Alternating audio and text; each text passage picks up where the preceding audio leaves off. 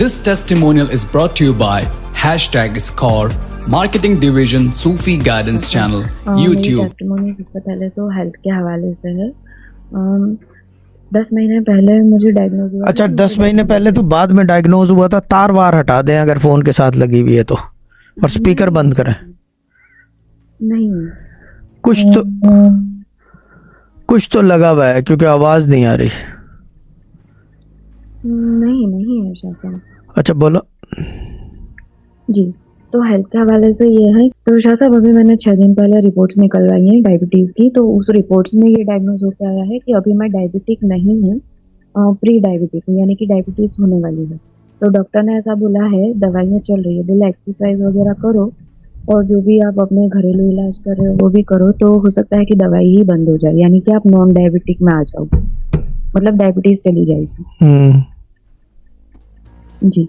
एक टेस्टिमोनी ये है, इसलिए मैं दुआ भी कर रही थी साहब। और दूसरी टेस्टिमोनी ये है, बेटे के हवाले से है कि उसके एजुकेशन के लिए मैंने लोन के लिए अप्लाई किया था कहीं पर, तो वो प्रोसेस इनकम्प्लीट रह गया, वो हुआ नहीं, और ऑफर मुझे एक ही बार मिला था।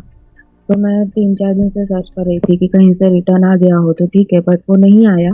बट कल रात को मैंने अकाउंट चेक किया तो वो मैंने देखा कि लोन ऑलरेडी पास हो चुकी है और मेरे अकाउंट में पैसे आ चुके हैं। गुड, जी, वेरी गुड। और एक टेस्टिमोनी, वो जो पैसे आए हैं वो अराउंड 80,000 है। बहुत ही अच्छी बात है, ये तो गुड है, ठीक है ना। जी।